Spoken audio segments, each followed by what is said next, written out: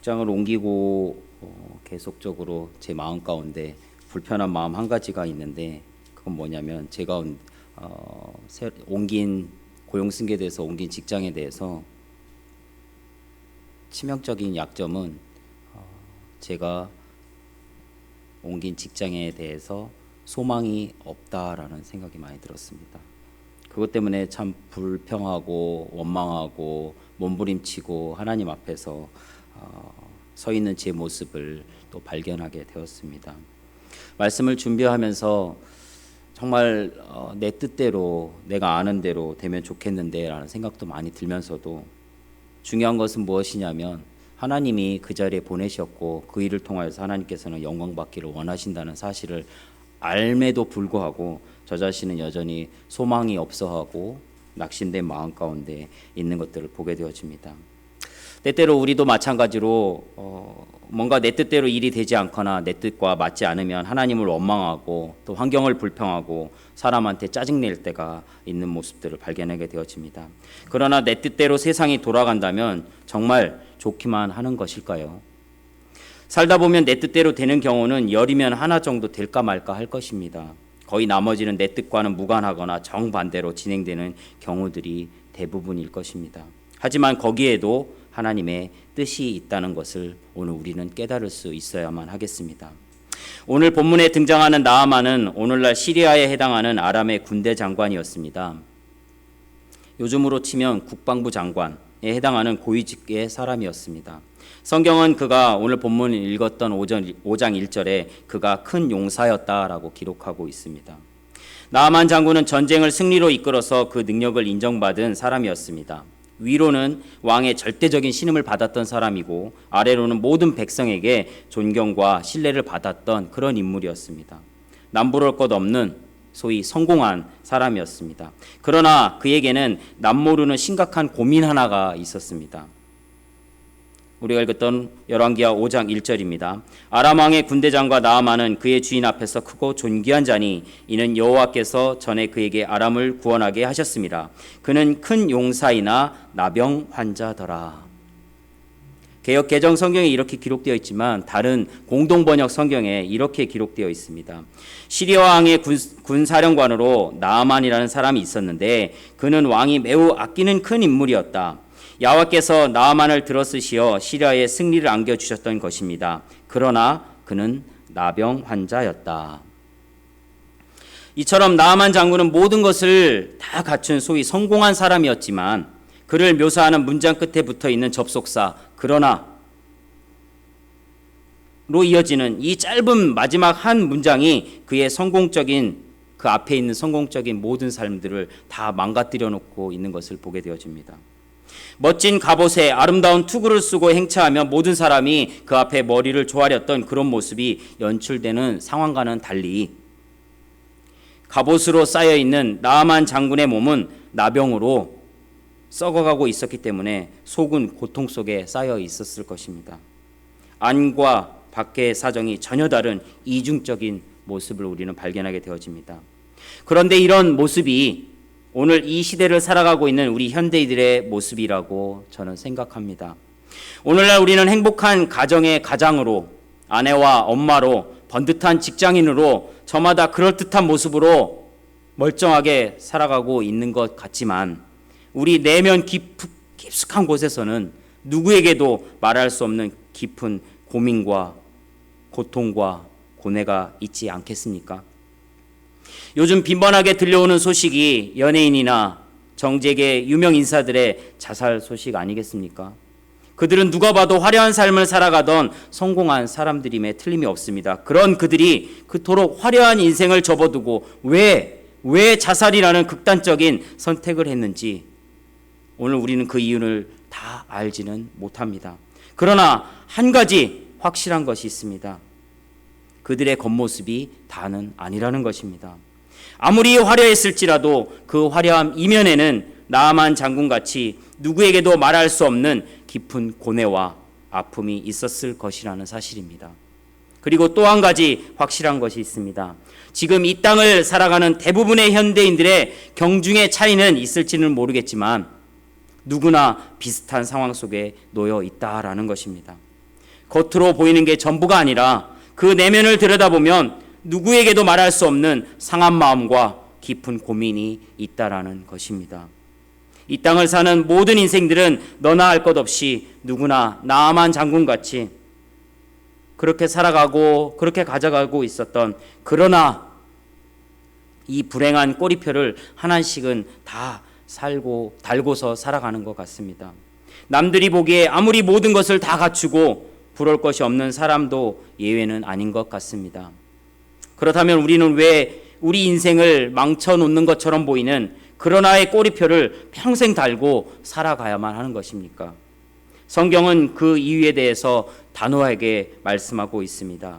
바로 우리 안에 있는 죄 때문이라고 성경은 말씀하고 있습니다. 교만으로 인해 하나님을 멀리 떠났던 인간의 죄로 말미암아 생긴 비극이라는 것입니다. 이사야 57장 20절 21절 이런 말씀이 있습니다.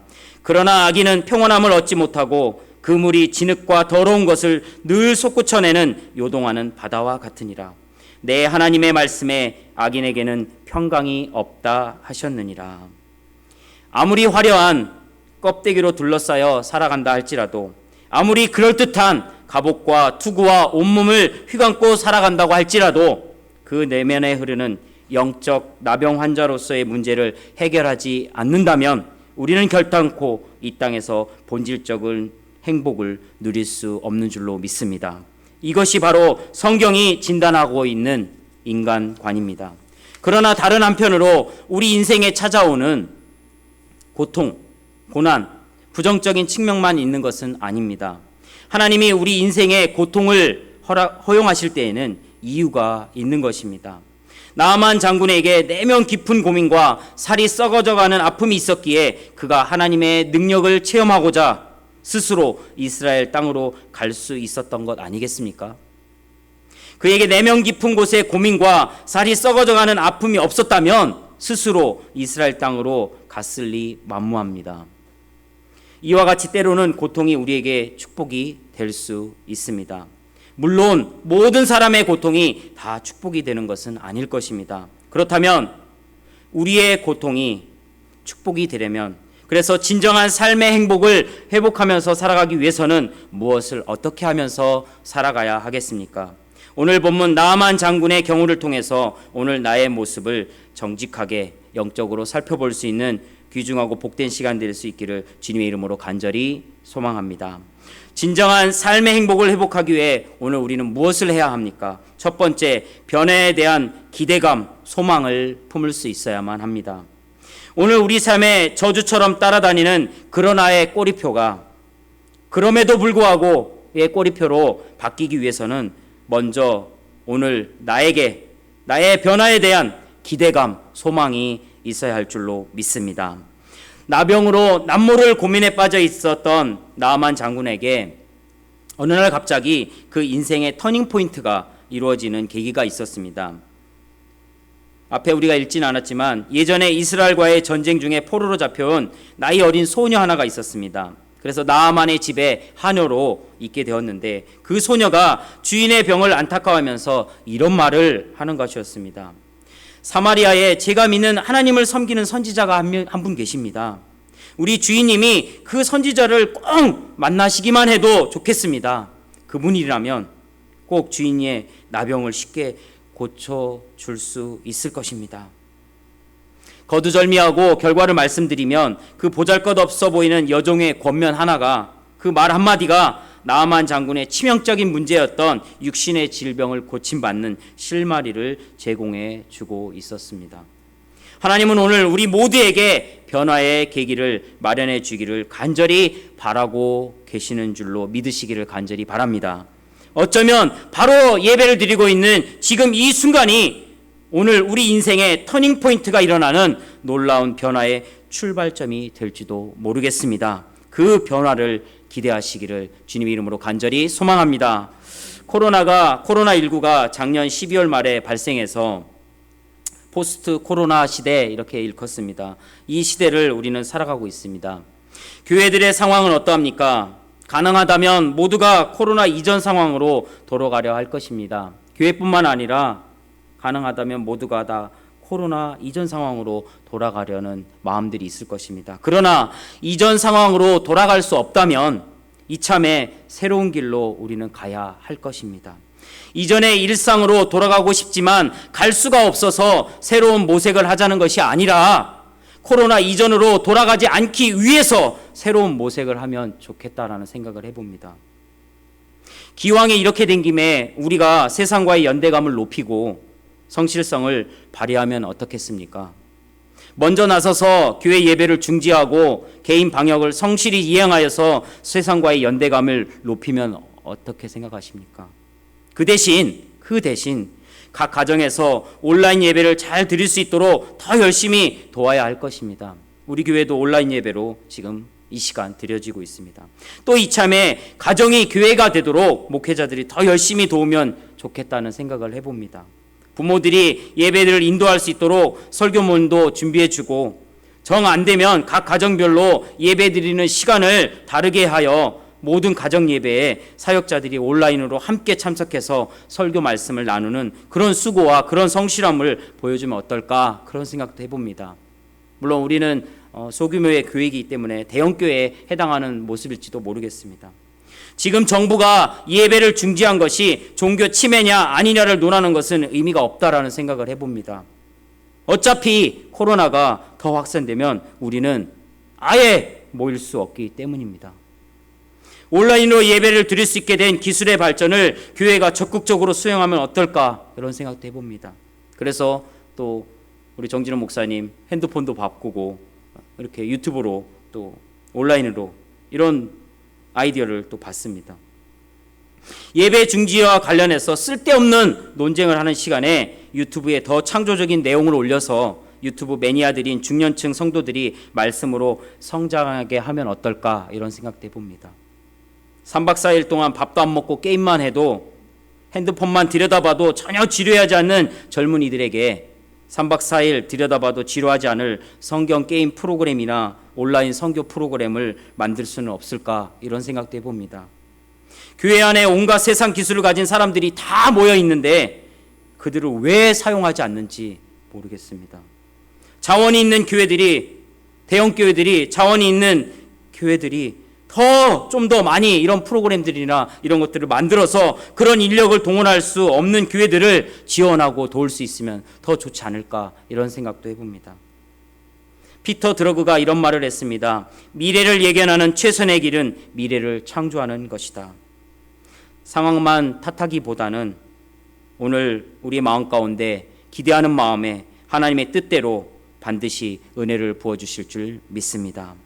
나아만 장군이 보잘것없는 한 요정의 권면으로 자기 인생의 결정적인 문제를 해결할 수 있었던 것처럼 오늘 우리에게 허락하신 원하지 않았는데 예상치 않았는데 찾아왔던 포스트 코로나 시대에 하나님의 터닝포인트의 계기를 붙잡을 수 있기를 주님의 이름으로 간절히 소망합니다. 하나님은 우리 인생에 깊이 개입하고 계시며 삶의 터닝포인트를 반드시 제공하실 수 있습니다. 기대하십시오. 우리의 삶은 달라질 수 있습니다. 아니, 이미 달라지고 있습니다. 살아계신 하나님이 우리와 함께 계시는 줄 믿기 때문인 줄 믿습니다. 아멘. 두 번째로 진정한 삶의 행복을 회복하기 위해 우리는 무엇을 어찌해야 합니까?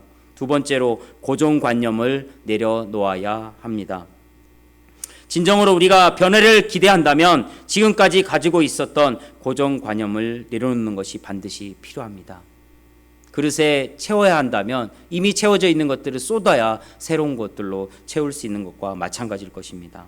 나아만 장군은 변화에 대한 기대감을 가지고 자신의 병을 고치기 위해 이스라엘로 떠났습니다. 그러나 이스라엘에 있던 하나님의 선지자 엘리사는 나아만 장군의 기대와 전혀 다른 대접을 하면서 전혀 상식에 맞지 않는 요구를 하는 것이었습니다. 5장 10절입니다. 엘리사가 사자를 그에게 보내 이르되 너는 가서 요단강에 몸을 7번 씻으라 네 살이 회복되어 깨끗하리라 하는지라. 엘리사의 이 같은 처사에 나아만 장군은 어떻게 반응하고 있습니까? 11절입니다.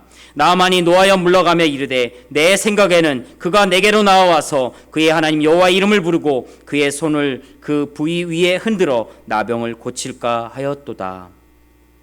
나아만 장군은 화가 났습니다. 강대국의 국방장관에 해당하는 자신을 직접 나와서 접대해도 시원치 않을 판국에 감히 사람을 시켜서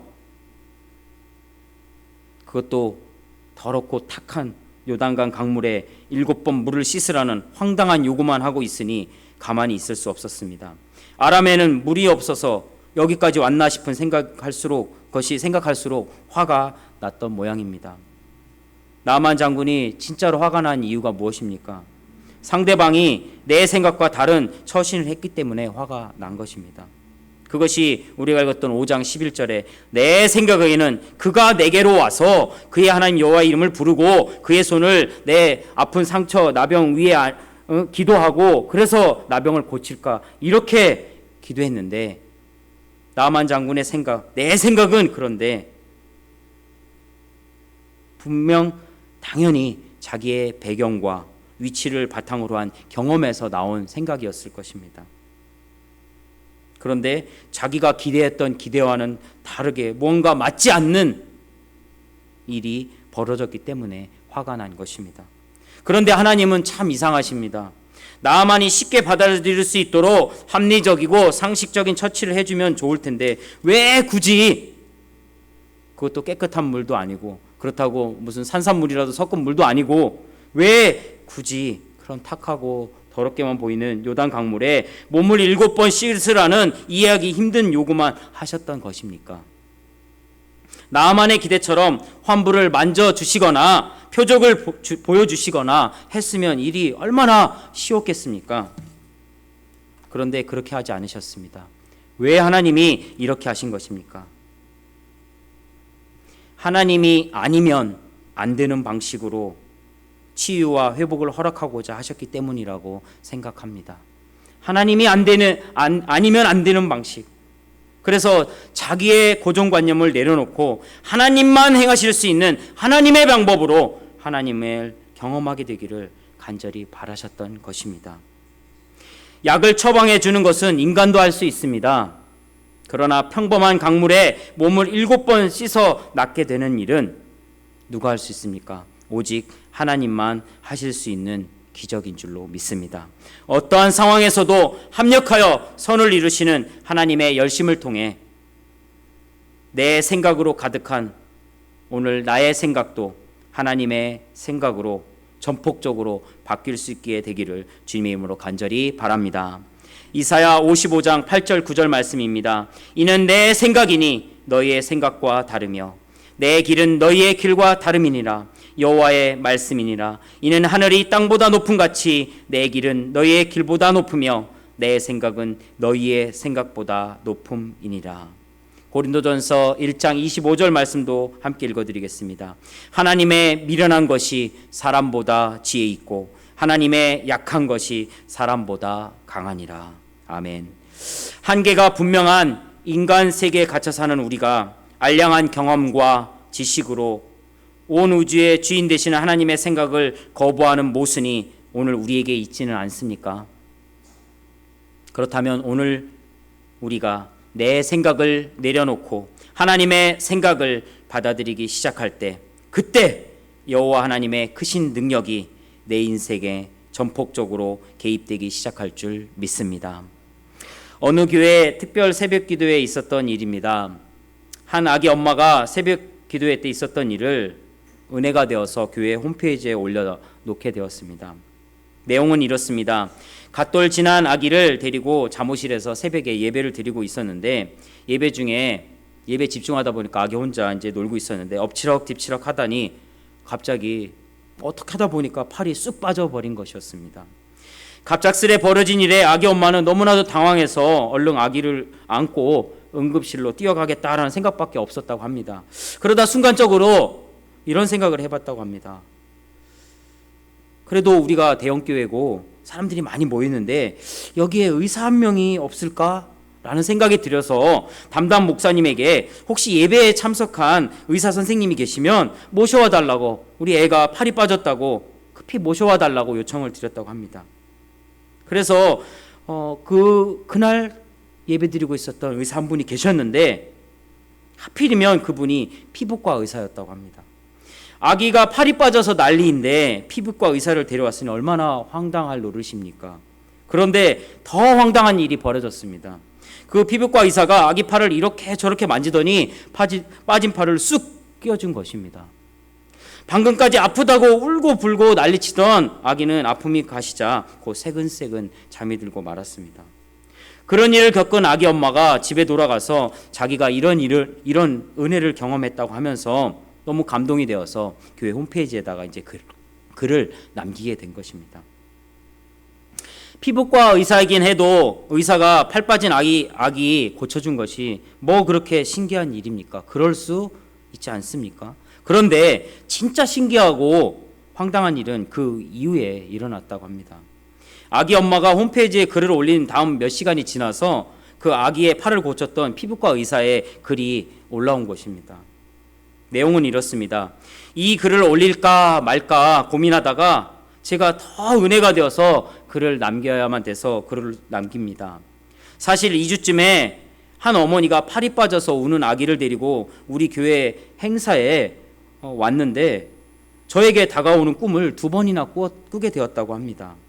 그러려니 하고 출근을 하는데 마치 누가 제 귀에 대고 말하는 것처럼 그 아이 잘 고쳤니? 하는 소리가 들리는 것 같다라는 것입니다.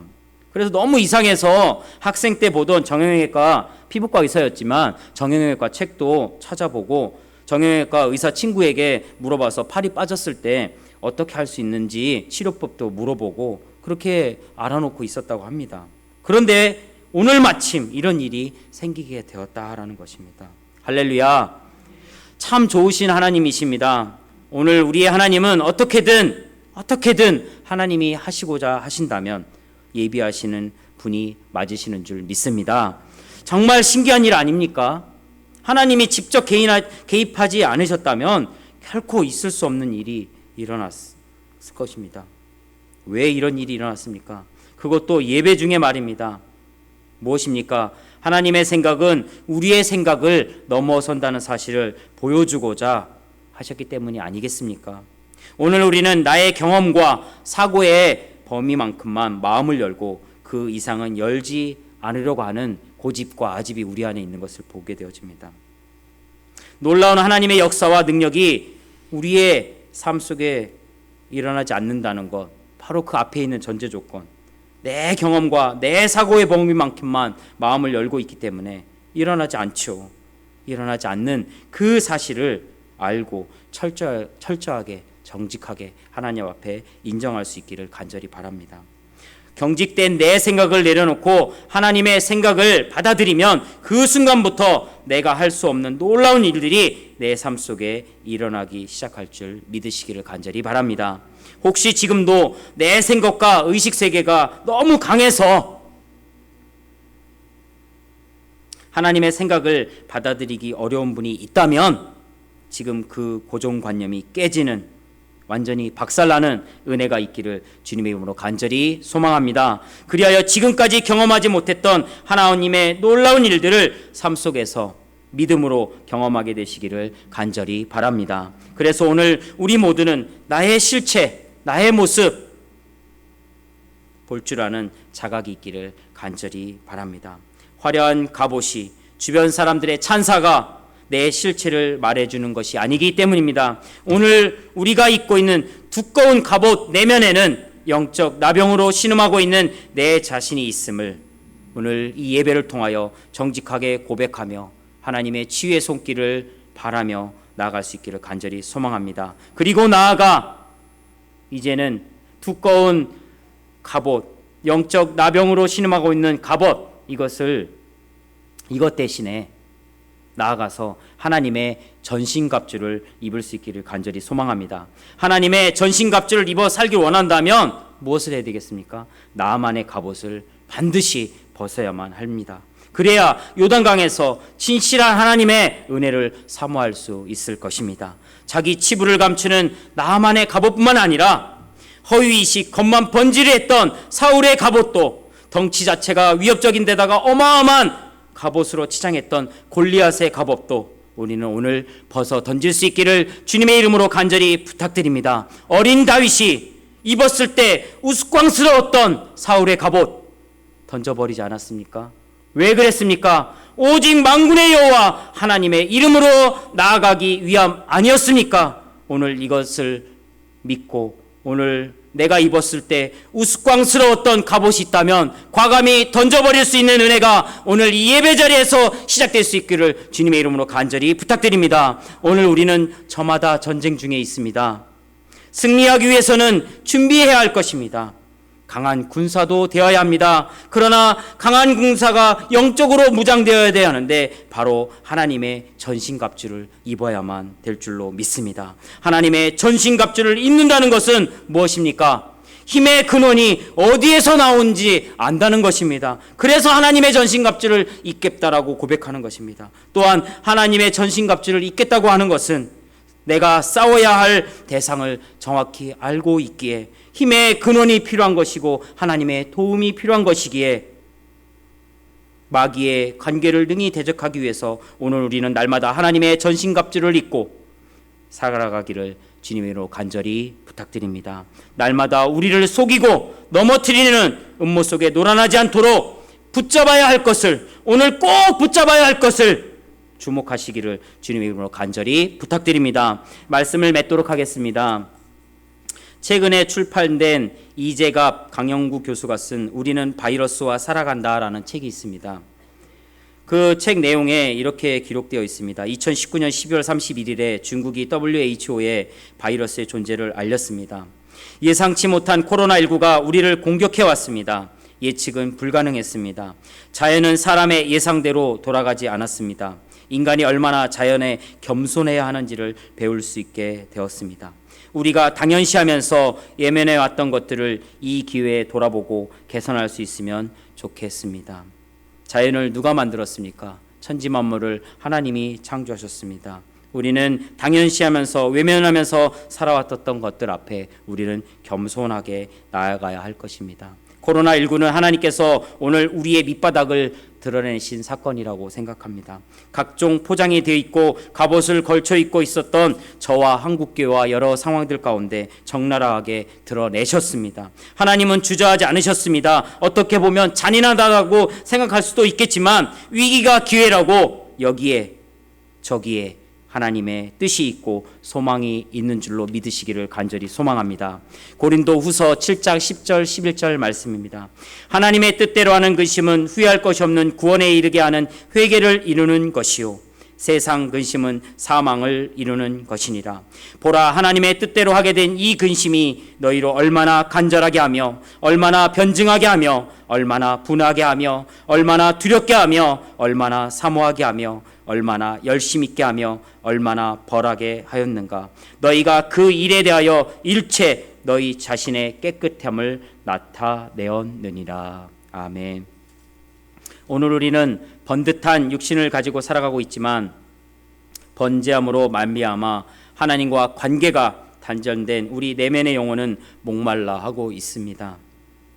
아무리 화려한 껍데기로 둘러싸여 산다 할지라도, 아무리 그럴듯한 갑옷과 투구와 온몸을 휘감고 산다 할지라도 그 내면에 흐르는 영적 나병 환자로서의 문제를 해결하지 않는다면 오늘 우리는 결단코 이 땅에서 본질적인 행복을 누릴 수 없을 것입니다.